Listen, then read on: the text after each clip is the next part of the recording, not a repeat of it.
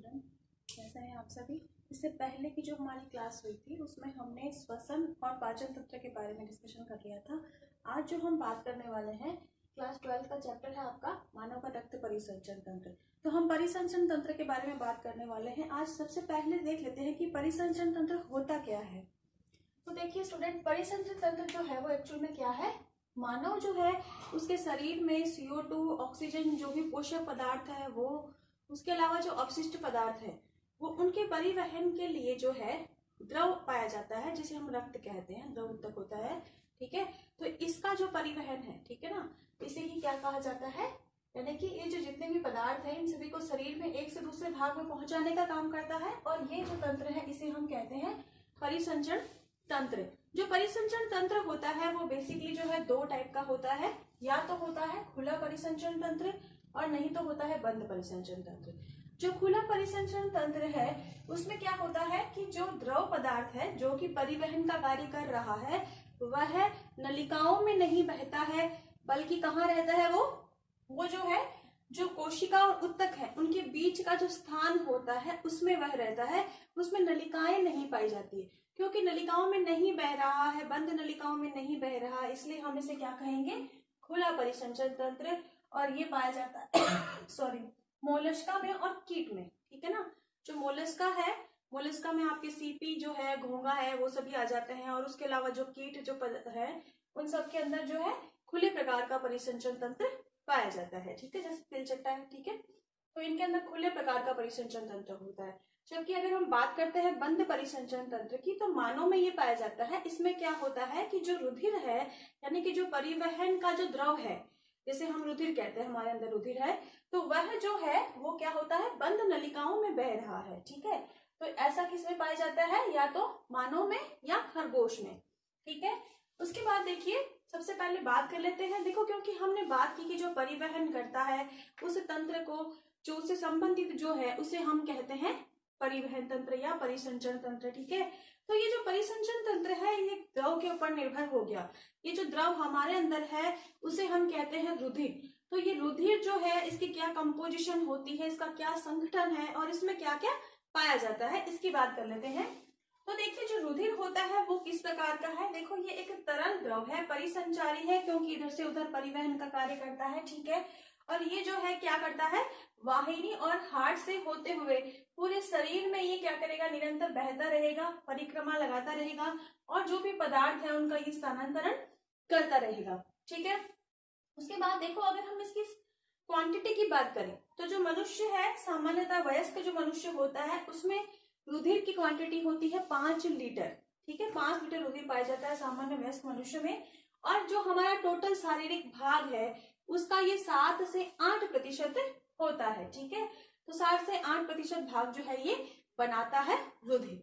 उसके बाद होता कैसा है, देखो क्षारीय पदार्थ है, इसका पीएच जो है वो 7.4 होता है। ठीक है, और स्वाद में ये हल्का सा नमकीन होता है। ठीक है, उसके बाद देखिए जो रुधिर है, अगर हम इसकी बात करें कंपोजिशन की यहाँ पे, तो देखो रुधिर में बेसिकली दो चीजें होती है। यहाँ पर प्लाज्मा होता है और रक्ताणु होते हैं। प्लाज्मा जो है वो रुधिर का द्रव भाग है, तरल भाग है। ठीक है, और उस द्रव या तरल भाग में जो रक्त कोशिकाएं हैं या रक्ताणु है वो पाए जाते हैं। तो यहाँ पे जो प्लाज्मा है उसकी क्वांटिटी होती है 55%, यानी कि जो टोटल ब्लड है उसमें से 55% भाग क्या है, उसका प्लाज्मा है, जबकि 45% भाग जो है वो रक्ताणु होते हैं। तो यहाँ पे देखिए कि जो प्लाज्मा है यानी कि जो द्रव भाग है इसका, उसके अंदर जो है 90 से 92% तो जल होता है और 6 से 8% इसमें पाई जाती है प्रोटीन, जबकि इसमें 0.9% जो है वो लवण की मात्रा होती है और 0.1% ग्लूकोज की मात्रा होती है। तो प्लाज्मा का ये कंटेंट होता है। प्लाज्मा जो है वो क्या है, एक द्रव है। इस द्रव के अंदर जो है रक्ताणु या रक्त कोशिकाएं पाई जाती हैं। ये रक्त कोशिकाएं जो है ये 45% होती हैं। ठीक है, और यहाँ पर क्या है, ये 3 प्रकार की होती है, आरबीसी, डब्ल्यूबीसी और प्लेटलेट्स। आरबीसी मीन्स हो गया लाल रुधिर कणिकाएं, इनको हम इरिथ्रोसाइट्स भी कहते हैं। इनकी जो क्वांटिटी है वो कितनी होती है, देखो 50 से लेकर 55 लाख घन मिलीमीटर तक जो है इसकी क्वांटिटी होती है एक वयस्क मनुष्य में। अब इसके ये जो मैंने बताया आपको 50 से 55 लाख ये क्वांटिटी होती है पुरुषों में यानी कि मेन में, और जबकि वुमेन में यानी महिलाओं में इसकी क्वांटिटी होती है 40 से 45 लाख घन मिलीमीटर। ये आरबीसी की क्वांटिटी है। जो हमारा आरबीसी होता है उसके अंदर क्या होता है, हीमोग्लोबिन। ठीक है, हीमोग्लोबिन होता है। हीमोग्लोबिन जो है उसमें दो चीजें होती है, एक तो होता है सॉरी हिम और एक होता है ग्लोबिन। यहाँ पर ग्लोबिन जो है वो प्रोटीन है और हिम जो है वो क्या है, वर्णक है। यह एक लाल रंग का वर्णक है हिम, ठीक है, और ग्लोबिन जो है वो क्या है, एक प्रोटीन है। तो होता क्या है, जो हमारा लाल रक्त कणिकाएं हैं उनके अंदर क्या पाया जा रहा है, बेसिकली हीमोग्लोबिन। और हीमोग्लोबिन ही क्या करता है, ऑक्सीजन के परिवहन का कार्य करता है। हम सभी को पता है कि ऑक्सीजन के परिवहन का कार्य हीमोग्लोबिन करता है। ऑक्सीजन जो है वो इससे बाइंड होती है, ठीक है, और शरीर के जो सारे भाग हैं वहां तक पहुंचाई जाती है। तो हीमोग्लोबिन जो है वो इस आरबीसी में ही पाया जाता है। आरबीसी का आकार कैसा होता है, देखो बिल्कुल वृत्ताकार होता है और यह केंद्रक विहीन होती है। इस यानी कि इसमें केंद्रक नहीं पाया जाता। जब हम बात करते हैं स्तनधारियों के आरबीसी की तो उसमें केंद्रक नहीं पाया जाता है। जब भी हम कभी कोशिका वाला चैप्टर पढ़ते हैं तो उसमें बात करते हैं कि हर कोशिका में केंद्रक होता है। सिर्फ दो प्रकार की कोशिकाओं में केंद्रक नहीं होता। पहली कोशिका होती है आरबीसी, ये होती है प्राणियों में। जबकि अगर हम बात करते हैं पादपों में, तो पादपों में किसमें नहीं होता है केंद्रक, पादपों में जो चालनी नलिकाएं होती हैं उनमें केंद्रक नहीं होता है। तो इस प्रकार से जो है यह केंद्रक विहीन होती है, यानी कि जितने भी स्तनधारी हैं उनकी आरबीसी में केंद्रक नहीं पाया जाता है, ठीक है। और इसकी जो आयु है वो 120 दिन होती है, यानी कि जो आरबीसी है उन कोशिकाओं की आयु कितनी है, लगभग 120 दिन, ठीक है। उसके बाद बात करते हैं दूसरी प्रकार की कोशिकाओं की। तो देखो यहाँ पे आरबीसी जो है उसका बेसिक जो कार्य अगर हम बात करें तो वो क्या है, यह श्वसन में योगदान करती है, ऑक्सीजन को बॉडी के हर पार्ट तक पहुंचाती है, यही इसका कार्य है, ठीक है। उसके बाद देखिए जो डब्ल्यूबीसी है हमारी, उस डब्ल्यूबीसी की जो है उसके भी फिर दो भाग और हैं। डब्ल्यूबीसी यानी कि श्वेत रुधिर कणिकाएं। अब ये जो श्वेत रुधिर कणिकाएं होती है इनकी संख्या होती है 6000 से 8000 घन पर घन मिलीमीटर, ठीक है। और इनकी जो आयु है वो औसतन 4 से 5 दिन होती है, ठीक है। ये भी वृत्ताकार कोशिकाएं हैं और इनमें केंद्रक पाया जाता है, ठीक है ना। यहाँ पर केंद्रक जो है वो उपस्थित होता है, यानी कि जो डब्ल्यूबीसी होती है उसमें केंद्रक पाया जाता है। तो जो डब्ल्यूबीसी है वो दो प्रकार की होती है। यहाँ पर जो है कणिका विहीन और कणिकामय, ठीक है, ग्रेनुलोसाइट बोलेंगे, यानी कि इसमें क्या होता है, कुछ पदार्थ जो है कणिका रूपी कुछ पदार्थ पाए जाते हैं, जो कि जो अभिरंजन होता है ना, हम जो अभिरंजित करते हैं किसी पदार्थ को, क्योंकि देखो ये श्वेत है तो हम जब इन्हें देखना चाहेंगे माइक्रोस्कोप में तो हमें इनको अभिरंजित करना होगा, ठीक है ना। और जब अभिरंजित करेंगे तो यहाँ पर अभिरंजन को ग्रहण करने वाले कुछ कणिकाएं यदि उसमें पाई जा रही हैं तो उसे हम कहते हैं ग्रेनुलोसाइट, ठीक है, या फिर कणिकामय। इनकी अमाउंट जो है टोटल जो डब्ल्यूबीसी होती है उसमें से 65% जो डब्ल्यूबीसी होती है वो ग्रेनुलोसाइट टाइप की होती है, यानी कि कणिकामय होती है। जबकि जो बाकी बच रहा है वो कितना रहा, वो कणिका विहीन होती है, ठीक है। और कणिका विहीन होंगी तो यानी इनके अंदर अभिरंजन को ग्रहण करने वाले कण नहीं पाए जाएंगे, केंद्रक दोनों में ही पाए जाते हैं। फिर उसके बाद अगर हम ग्रेनुलोसाइट जो है उसको डिवाइड करते हैं किसके आधार पर, यहाँ पे जो ग्रेनुलोसाइट या कणिकामय जो कोशिकाएं हैं उनका विभाजन किया जाता है किसके आधार पर, उनके अभिरंजन के आधार पर। क्योंकि अभी हमने बात की ना कि जो कणिकामय जो कोशिकाएं होती है उनमें अभिरंजन को ग्रहण करने वाले कुछ कण पाए जाते हैं। तो ये जो कण पाए जाते हैं ये क्या करते हैं, अभिरंजन को ग्रहण करते हैं, यानी कि जो हमने उसको स्टेन दिया है, जो रंग दिया है वो उसको ग्रहण करेंगी। तो यहाँ पे क्या होगा, ये 3 टाइप की होती है, एसिडोफिल, बेसोफिल और न्यूट्रोफिल्स, ठीक है। एसिडोफिल्स जो होंगी उनको इओसिनोफिल्स भी कहते हैं, क्योंकि ये जो अम्लीय अभिरंजक है इओसिनोफिल उसको ग्रहण करती है, ठीक है। और किस प्रकार की होती है, देखो ये टोटल जो डब्ल्यूबीसी है उसकी 1 से 4% होती है, ठीक है। इनमें क्या होता है, स्पष्ट 2 पिंडक युक्त केंद्रक पाया जाता है, ऐसी इनकी संरचना होती है। देखो एक पिंडक ये और एक पिंडक ये, तो यहाँ पर 2 पिंडक युक्त स्पष्ट केंद्रक पाया जाता है इसके अंदर। और 8 से 12 दिन जो है वो इनकी औसत आयु होती है, औसत जीवन काल है इनका। और स्पष्ट जो 2 पिंडक युक्त है वो केंद्रक यहाँ पे उपस्थित होता है। इओसिनोफिल जो अभिरंजन है, जो अम्लीय अभिरंजन है, उसको ये ग्रहण करती हैं। उसी के आधार पर हम इनको एसिडोफिल्स या इओसिनोफिल्स कहते हैं। उसके अलावा इनका जो कार्य है अगर हम उसकी बात करें तो ये एंटी हिस्टामिन जो है उसका इनके अंदर वो गुण पाया जाता है, यानी कि जो एलर्जी है उससे बचाव के लिए, ठीक है ना। ये जो कणिकाएं हैं ये क्या करती हैं, हमें एलर्जी से बचाती हैं, ठीक है, क्योंकि इनके अंदर एंटा हिस्टामिनिक गुण पाया जाता है। क्योंकि जो एलर्जी कारक है वो क्या है, हिस्टामिन है। तो अगर एंटी हिस्टामिनिक कोई भी अगर उसके अंदर गुण होगा तो उसकी वजह से क्या होगा, हम एलर्जी से बच पाएंगे, ठीक है। ये एलर्जी क्या होती है, सेंसिटिविटी होती है किसी पदार्थ के प्रति, ठीक है। उसके बाद में बेसोफिल की बात करते हैं। बेसोफिल जो है ये क्या करती है, ये क्षारीय अभिरंजक को जैसे कि मिथाइलिन ब्लू, ठीक है, उसे ग्रहण करती हैं और ये होती है 0.5%। जितनी टोटल जो हमारे पास ये ग्रेनुलोसाइट्स है ना, ये WBC, उसमें ये 0.5% होती है, ठीक है। आकार जो है वो इनका एस आकार का होता है, ठीक है, और इसमें जो है 2 से 3 पिंडक वाला केंद्रक पाया जाता है।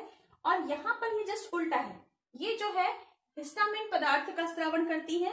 उसके अलावा इनसे हिपेरिन, ठीक है, हिपेरिन जो है रक्त स्पंदन से संबंधित पदार्थ है, ठीक है, और सेरोटोनिन जो है इसका यहाँ पर स्रावन किया जाता है। और इनकी जो औसत आयु है वो 12 से 15 दिन की होती है। 2 से 3 पिंडक युक्त इस तरह की संरचना वाली ये होती है, ठीक है। और केंद्रक जो होता है थोड़ा सा अनियमित होता है इनका, 2 से 3 पिंडक का बना हुआ एस आकार का हो जाता है, ठीक है, और 12 से 15 दिन इनकी आयु होती है। स्रावन किसका करती है, हिस्टामिन का, हिपेरिन का और सेरोटोनिन का, ठीक है। तो ये इसका कार्य होता है। तीसरे प्रकार की जो हमारी कर्णिका में जो कोशिकाएं हैं वो होती है न्यूट्रोफिल्स, और ये टोटल जो है उसका 60 से 70% होती है, बहुत ज्यादा अमाउंट में होती है, यानी कि सबसे ज्यादा अमाउंट में ये ही पाई जाती है, ठीक है। तो ये जो होती है ये क्या होती है, ये जो है इनका केंद्रक जो है वो कैसा होता है, देखो इस तरह से होता है, ठीक है, बहुत ज्यादा पिंडक युक्त होता है, ठीक है। यहाँ पर जो है पिंडकों की संख्या 4 से 5 हो जाती है, ज्यादा अमाउंट में होते हैं। आयु इसकी होती है 2 से 4 दिन की, और कार्य इसका होता है भक्षण। जब भी हमारे शरीर में बाहर से कोई रोगाणु प्रवेश करता है तो उनको भक्षकाणु क्रिया के द्वारा जो ये न्यूट्रोफिल्स हैं ये नष्ट करने का कार्य करती हैं। तो ये इनका बेसिकली जो है कार्य यहाँ पे हो गया है। उसके बाद में बात करते हैं जो कणिका विहीन है WBC उनकी।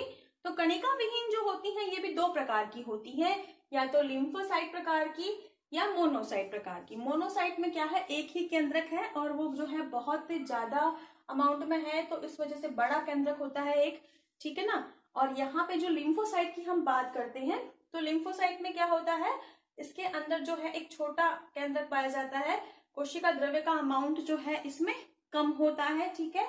और यहाँ पर क्या होगा, एंटीबॉडी की फॉर्मेशन, जो लिम्फोसाइट है वो भी फिर 2 टाइप के होते हैं, बी लिम्फोसाइट और टी लिम्फोसाइट, ठीक है। और बी लिम्फोसाइट और टी लिम्फोसाइट जो है ये दोनों क्या करते हैं, एंटीबॉडी के फॉर्मेशन का काम करते हैं, क्योंकि ये क्या करते हैं, ये ग्लोब्युलिन जो प्रोटीन है उसका फॉर्मेशन करते हैं, और उस प्रोटीन की वजह से ही क्या होता है, बीमारी से लड़ने के लिए हमारे शरीर में जो एंटीजन प्रवेश करते हैं उनसे लड़ने के लिए एंटीबॉडी का निर्माण यहाँ पर होता है। तो ये जो है लिम्फोसाइट के अंदर ये होगा इसका कार्य। उसके बाद में मोनोसाइट जो होते हैं उनमें एक बड़ा केंद्रक पाया जाता है, केंद्रक का आकार बड़ा है, यहाँ देखिए केंद्रक छोटा है, ठीक है, दोनों में एक एक ही केंद्रक है, लेकिन यहाँ पर केंद्रक का आकार थोड़ा बड़ा हो जाता है। और मोनोसाइट जो होते हैं इनका कार्य होता है भक्षकाणु क्रिया। ये भी हमारे शरीर में जो रोगाणु प्रवेश करते हैं उनके भक्षण का कार्य करती हैं। उसके बाद बात करते हैं यहाँ पे प्लेटलेट्स की, ठीक है ना।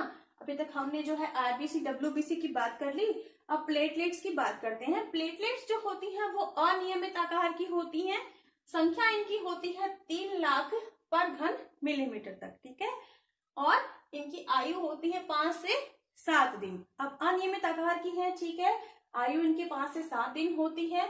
और यहाँ पर जो है क्या होता है, ये इनका कार्य होता है स्कंदन।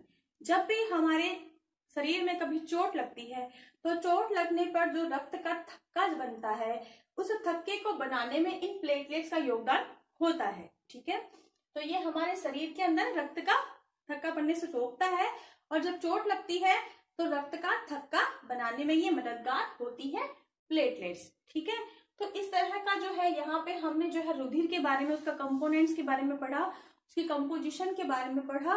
ठीक है, आगे पढ़ते हैं, मैं इसे अब मिटा देती हूँ। के बारे में बात कर ली, अब हम बात करते हैं रुधिर के समूह। जो मानव है उसमें रुधिर के अलग अलग प्रकार के समूह पाए जाते हैं। होता क्या है कि जो मानव है उसमें सभी का रुधिर जो है वो समान नहीं होता।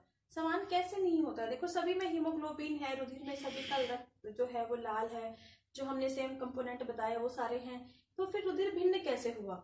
हम रुधिर को भिन्न भिन्न समूहों में कैसे बांटते हैं? ठीक है ना, तो होता क्या है कि जो रुधिर है उसके जो रक्ताणु है, उन रक्ताणुओं की सतह के ऊपर एंटीजेंस पाए जाते हैं। वो जो एंटीजेंस है वो अलग अलग प्रकार के होते हैं, और उन एंटीजेंस के आधार पर ही हम क्या करते हैं, रुधिर के भिन्न भिन्न समूह बनाते हैं। वो समूह जो है उसके बारे में बात करते हैं। तो देखो, होता क्या है कि हम जो है उसकी जो सतह है, जो रक्ताणु है, उसकी सतह के ऊपर जो एंटीजन पाया जाता है, उस एंटीजन के आधार पर ही हम रुधिर को अलग अलग समूहों में बांटते हैं। तो यहाँ पर जो एंटीजन है वो क्या है? देखिए, एंटीजन जो है ऐसे पदार्थ है जो कि एंटीबॉडी के निर्माण को प्रेरित करते हैं। ठीक है, हमारे शरीर के लिए एंटीजन क्या है?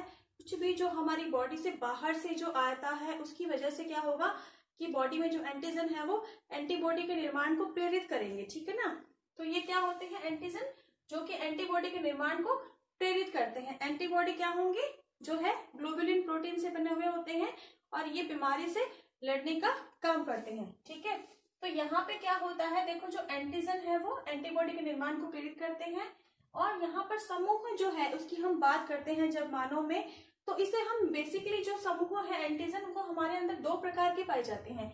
एक तो एंटीजन समूह होता है ABO, और दूसरा होता है RH। ठीक है, जो ABO समूह है ना हमारा, वहां पर क्या है, उसके आधार पर हम 4 प्रकार के ग्रुप बनाते हैं। ठीक है, जैसे एक तो होता है A, B, AB और O। तो हमारे अंदर जो है 4 प्रकार के रक्त समूह पाए जाते हैं। ABO प्रतिजन जो है, एंटीजन जो है, उसके आधार पर। अब देखो, होता क्या है कि जो मैंने आपको ब्लड ग्रुप बताया ना A, तो वही ब्लड, उसके जो रक्त की जो रक्ताणु की जो सतह है उसके ऊपर A एंटीजन है, तो वहां पर यानी कि प्रतिजन जो है A होगा, और प्रतिरक्षी हमेशा उसका उल्टा होगा। ठीक है ना, तो यहाँ पर जब हम बात कर रहे हैं रक्त समूह A की, तो A के लिए प्रतिजन तो होगा A और प्रतिरक्षी होगा B। अब ध्यान रखिएगा इसको कि जो प्रतिरक्षी है उससे संबंधित एंटीजन वाला जो ब्लड होगा वो हम उसको नहीं दे सकते। यानी कि अगर हम बात करते हैं A ब्लड समूह की, तो A समूह वाला जो होगा वो किससे ब्लड नहीं ले सकता, वो B समूह वाले से ब्लड नहीं ले सकता। तो फिर वो किससे लेगा? भाई B जो है एंटीजन, जिसमें B एंटीजन होगा उसका वो नहीं लेगा, तो B का नहीं ले सकता और AB का नहीं ले सकता, और फिर लेगा किसका? ये लेगा O का, क्योंकि O के ऊपर कोई प्रतिजन होता नहीं है, और A जो है वो प्रतिजन सेम है, तो A का लेगा। तो आपको बात समझ आ गई होगी कि ये B और AB से ब्लड नहीं ले सकता, जबकि A और O से ये ब्लड ले सकता है। फिर हम बात करते हैं B प्रतिजन वाले। ठीक है, जो B जो समूह है, B ब्लड ग्रुप वाले होते हैं, उनका प्रतिजन होता है B। अब मैंने कहा कि एंटीबॉडी जैसे उससे उल्टा होगा, यानी कि एंटीबॉडी क्या होगा उनका A। तो जो एंटीबॉडी है उससे संबंधित एंटीजन वाला ब्लड ग्रुप जो होगा उसका वो ब्लड नहीं लेंगे, क्योंकि एंटीजन और एंटीबॉडी की रिएक्शन होती है। उस रिएक्शन से जो रुधिर है उसका स्कंदन हो जाता है और व्यक्ति की मृत्यु हो जाती है। ठीक है ना, तो एंटीजन एंटीबॉडी रिएक्शन नहीं होनी चाहिए। तो यहाँ पर एंटीजन B है और एंटीबॉडी हमारे पास A है, तो किससे संबंधित नहीं ले पाएंगे? जिसके अंदर भी A एंटीजन होगा उससे संबंधित नहीं ले पाएंगे। यानी कि A ब्लड ग्रुप वाला नहीं लेंगे वो, और AB वाला भी नहीं लेंगे। तो फिर लेंगे किससे? वो लेंगे या तो O से और या B से। ठीक है, तो इस तरह से ये होता है। ये आप इजीली बना सकते हैं अगर आपको ये कॉन्सेप्ट समझ में आ जाता है कि कौन से का कैसे नहीं लेंगे, क्योंकि एंटीजन एंटीबॉडी रिएक्शन नहीं होनी चाहिए। वो तभी नहीं होगी तब जो है यहाँ पर जो एंटीजन है और वो एंटीबॉडी है, उसके बाद जो एंटीबॉडी यहाँ पर ए है वो एंटीजन वहां पर नहीं होना चाहिए। ठीक है, उसके बाद में बात करते हैं ए बी समूह की। तो ए बी समूह जो होता है उसमें देखो ए बी नाम आ गया ना, तो प्रतिजन क्या होगा ए बी। अब इसमें कोई भी एंटीबॉडी नहीं होगा। जब एंटीबॉडी नहीं है ना तो हमें एंटीजन एंटीबॉडी रिएक्शन का कोई डर ही नहीं है ना भाई। एंटीबॉडी जब प्रेजेंट ही नहीं है तो एंटीजन एंटीबॉडी रिएक्शन होगा ही कैसे। हमने यही तो कहा कि जो एंटीबॉडी प्रेजेंट है उसे से संबंधित एंटीजन वाला वो ब्लड नहीं ले सकते। तो क्योंकि यहाँ पर प्रतिरक्षी है ही नहीं तो हमें कोई डर नहीं है, तो ये सर्वग्राही है। तो जो ए बी ब्लड ग्रुप है वो सबसे ब्लड ले सकता है। ए बी से भी ले लेगा, बी से भी ले लेगा, ए से भी ले लेगा और ओ से भी ले लेगा। इसलिए हम ए बी समूह को सर्वग्राही कहते हैं क्योंकि ये सबसे ब्लड ले सकता है। ठीक है, और यहाँ पर बात करते हैं फिर ओ समूह की। ओ समूह जो होता है देखो ओ में से एक तरह से 0 है, यानी कि यहाँ पे प्रतिजन अनुपस्थित होगा। और मैंने कहा कि जो प्रतिजन होगा उससे बिल्कुल विपरीत ही क्या होता है, प्रतिरक्षी। तो यहाँ पे प्रतिरक्षी हो जाएगा ए बी। जब इसके ब्लड ग्रुप में ए और बी दोनों प्रतिरक्षी उपस्थित है, यानी कि ये ए से भी नहीं ले सकता, बी से भी नहीं ले सकता और ए बी से भी नहीं ले सकता, फिर लेगा किससे, सिर्फ ओ से। लेकिन क्योंकि यहाँ पर प्रतिजन उपस्थित नहीं है तो ये सबको ब्लड दे सकता है, ले नहीं सकता। तो यहाँ पे ये क्या हो जाता है, सार्वत्रिक दाता। तो हम कह सकते हैं कि जो ए बी समूह है वो क्या है, सर्वग्राही है क्योंकि सबसे ले सकता है, क्योंकि उसके पास एंटीबॉडी नहीं है। जबकि जो ओ वाले हैं उनके पास ए और बी दोनों टाइप के एंटीबॉडी हैं, तो वो सिर्फ और सिर्फ किससे लेंगे, सिर्फ ओ वाले से ही ले सकते हैं। दे सबको सकते हैं क्योंकि प्रतिजन है नहीं, तो इसलिए क्या होगा, ये जो है क्या होंगे, सार्वत्रिक दाता होंगे। तो ये जो 4 समूह की हमने बात की ये होता है ए बी ओ जो है प्रतिजन, उसके आधार पे। एक दूसरा प्रतिजन और होता है हमारे शरीर में जो होता है आरएच कारक। इसके आधार पे हम जो ब्लड ग्रुप्स हैं उनको 2 पार्ट में डिवाइड कर सकते हैं, या तो पॉजिटिव या नेगेटिव। जिसके रक्ताणु की सतह पर यह आरएच जो एंटीजन है वो प्रेजेंट है वो होगा पॉजिटिव, जिसके नहीं है वो होगा नेगेटिव। ठीक है, तो इसके आधार पर जो है ब्लड समूह होता है। आपने देखा होगा कि जब भी हम कभी ब्लड समूह के बारे में बात करते हैं तो हम कहते हैं B positive, B negative, A B positive, A B negative. तो ये जो यहाँ पे जो नेगेटिव पॉजिटिव वाला साइन है ना, ये एक्चुअल में इस आर एच कारक को प्रेजेंट कर रहा है। ठीक है ना, तो यहाँ पे आर एच कारक की बात करते हैं। देखो आर एच कारक जो है ये बहुत ही इंपॉर्टेंट चीज है। ठीक है, इस पे कई बार आपके शॉर्ट नोट पूछ लेते हैं एग्जाम में। तो आर एच कारक जो है वो एक्चुअल में इसकी खोज की थी 1940 में लैंडस्टीनर और वीनस जो नाम के वैज्ञानिक थे उन्होंने। और की किसमें थी, जो रीसस नाम का जो बंदर होता है रीसस प्रजाति का, उसके आरबीसी में उसकी लाल रुधिर कणिकाओं में इन्होंने इसकी खोज की थी। अब देखो यहाँ पर जो भारत की बात अगर हम करते हैं तो भारत में लगभग जो 80% लोग हैं वो कैसे हैं, पॉजिटिव है। ठीक है, क्यों है पॉजिटिव, क्योंकि देखो ये जो आरएच पॉजिटिव जो कारक है, आरएच कारक है वो एक प्रभावी कारक है, और प्रभावी कारक जो होता है उसके होने की संभावना ज्यादा होती है। तो इस वजह से क्या है, 80% लोग पॉजिटिव होते हैं। अब ये जो आरएच एंटीजन है इसकी अगर हम बात करते हैं आरएच एंटीजन की, तो इसके विरुद्ध यानी कि जो एंटीबॉडी होता है वो नेचुरली तो इसके अगेंस्ट एंटीबॉडी जो है वो हमारे ब्लड में नहीं होता है। ठीक है ना, तो नहीं है तो क्या होगा, फिर इसका मतलब है कि एंटीबॉडी नहीं है तो हमें कोई डर नहीं है। क्या हम दे सकते हैं ब्लड जो है पॉजिटिव वाले का नेगेटिव वाले को, नहीं। होता क्या है कि एक बार तो दे सकते हैं, कोई समस्या नहीं होगी, क्योंकि जब आप पहली बार देंगे तो उसकी बॉडी में पहले से कोई एंटीबॉडी प्रेजेंट नहीं है तो कोई समस्या नहीं होगी। लेकिन यदि बार बार ऐसा होता है, दोबारा फिर से आप पॉजिटिव वाले का ब्लड चढ़ा देते हो नेगेटिव वाले के, तो उसकी बॉडी में उसके अगेंस्ट एंटीबॉडी का फॉर्मेशन हो जाता है। अब क्योंकि ये दोनों एंटीजन और एंटीबॉडी जो है वो एक ही जाति के हैं, तो यह जो क्रिया है इसे कहा जाता है आइसो इम्यूनाइजेशन, यानी कि एक ही प्रजाति के एंटीजन और एंटीबॉडी की रिएक्शन होना आपस में, ये क्या है, आइसो इम्यूनाइजेशन। और ये RH कारक के साथ में होता है, इसलिए यदि एक बार चढ़ा दिया जाए RH पॉजिटिव वाला ब्लड नेगेटिव वाले को तो उससे इफेक्ट नहीं होगा इतना, क्योंकि बॉडी में एंटीबॉडी नहीं होंगे। लेकिन यदि बार बार ऐसा किया जाए कि चढ़ाया जाए ब्लड, तो उस स्थिति में बॉडी के अंदर एंटीबॉडी का फॉर्मेशन हो जाएगा और उससे उस व्यक्ति का जो रक्त होगा उसका स्कंदन हो जाएगा और व्यक्ति की मृत्यु हो जाएगी। अब देखो, एक केस होता है इरिथ्रोब्लास्टोसिस फीटालिस। ये एक बीमारी है, क्या है देखते हैं।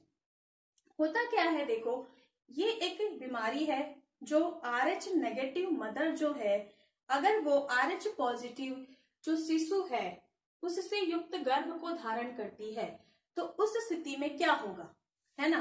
तो वहां पर क्या होता है, देखो, जैसे मैंने आपसे कहा कि यहाँ पर प्राकृतिक रूप से जो है एंटीबॉडी प्रेजेंट नहीं है, तो इसलिए क्या होगा, जब प्रथम बार ऐसा होता है कि RH नेगेटिव कोई मदर है, अब उसको RH पॉजिटिव कैसे, देखो, अगर RH नेगेटिव जो स्त्री है उसका विवाह RH पॉजिटिव पुरुष से हो जाता है, तो होने वाली संतान में दोनों की पॉसिबिलिटी है, या तो वो माता से मिलेगा ब्लड समूह जब तो नेगेटिव होगा, और यदि पिता से मिलेगा एंटीजन तो क्या होगा, पॉजिटिव होगा। तो अगर वो गर्भ धारण जो कर रही है, अगर वो शिशु पॉजिटिव है, तो उस स्थिति में क्या होगा, क्योंकि नेचुरली एंटीबॉडी प्रेजेंट नहीं है बॉडी में, तो पहली बार क्या होगा, धीरे धीरे जो है उसके ब्लड के अंदर एंटीबॉडी जो है वो बनेंगे, तो वो शिशु को इतना नुकसान नहीं पहुंचा पाएंगे, कुछ भी नहीं होगा। लेकिन यदि दोबारा ऐसा होता है कि पुनः दोबारा गर्भ धारण करती है और वह शिशु भी RH पॉजिटिव ही है, तो उस स्थिति में क्या होगा, क्योंकि पहले से कुछ एंटीबॉडी बन चुके हैं, क्योंकि जब RH पॉजिटिव गर्भ धारण किया था ना प्रथम बार, तो कुछ संख्या में, बहुत कम संख्या में, लेकिन एंटीबॉडी बन चुके थे। तो अब क्या होगा, जब एक बार कोई एंटीबॉडी बन जाता है ना, तो उसके लिए एंटीबॉडी बहुत जल्दी जल्दी बनते हैं, तो वो एंटीबॉडी बनेंगे और बन के क्या करेंगे, जो शिशु है उसको उसके शरीर में प्रवेश करेंगे एंटी RH जो कारक है वो, ठीक है, एंटी RH जो एंटीबॉडी है वो शिशु के शरीर में प्रवेश करेंगे माता के प्लेसेंटा के द्वारा, ठीक है, और उसके रुधिर में प्रवेश कर जाएंगे, और प्रवेश करके क्या करेंगे, शिशु की रुधिर कणिकाओं का लयन करना स्टार्ट कर देंगे, यानी कि उनको खत्म करना स्टार्ट कर देंगे। इस स्थिति में जब बच्चा पैदा होता है तो वो जन्म से ही उसमें बहुत जो है ब्लड की संख्या, ब्लड की जो रक्त कणिकाएं हैं उनकी संख्या बहुत कम होती है। तो इस स्थिति में क्या करना हो, इस तरह का जो बच्चा होता, ये जो डिजीज है इसे तो कहा जाता है इरिथ्रोब्लास्टोसिस फीटालिस, और जो ऐसा बच्चा होगा उसे कहा जाएगा रीसस शिशु। इंपॉर्टेंट है, ये कई बार एग्जाम में पूछ लिया जाता है, रीसस शिशु किसे कहते हैं। तो इस तरह का जो बच्चा होगा वो क्या होगा, रीसस शिशु होगा। अब इस बच्चे को बचाया कैसे जाएगा, तो देखो, या इसके दो तरीके हैं, या तो उस बच्चे के जन्म होते ही उसके पूरे के पूरे ब्लड को प्रतिस्थापित कर दिया जाए नए ब्लड से, ठीक है, इस तरीके से बचाया जा सकता है। दूसरा तरीका ये है कि प्रसव होने से 72 घंटे पहले ही माता के शरीर में एंटी RH इंजेक्शन लगा दिए जाएं, तो उसकी वजह से क्या होगा, एंटीबॉडी का फॉर्मेशन नहीं होगा और जो शिशु है उसे बचाया जा सकेगा। तो इस तरह से जो है क्या होता है कि ये जो बीमारी है ये होती है, और जो है नेगेटिव जो माता है वो पॉजिटिव शिशु का गर्भ धारण करती है अगर शिशु युक्त, तो ये कंडीशन होती है, गंभीर स्थिति होती है, ठीक है। और जो है आज जो है हमने बात की यहाँ पे, पहले हमने रक्त के संगठन की बात की, उसके बाद में हमने रुधिर समूह के बारे में पूरा डिस्कशन किया, ठीक है। अब आप अच्छे से रुधिर समूह को पहचान गए होंगे। इसके बाद जो है हम रुधिर का स्कंदन किस प्रकार से होता है उसके बारे में बात करेंगे, आगे जो परिसंचरण तंत्र है उसके बारे में बात करेंगे, और इस सब चीजों के बारे में हम बात करने वाले हैं नेक्स्ट क्लास में। आज की क्लास में इतना ही। स्टूडेंट्स, आपको ये क्लास कैसे लगी प्लीज कमेंट करके बताइए। अगर क्लास अच्छी लगती है तो उसे लाइक कीजिए, शेयर कीजिए। Thank you student.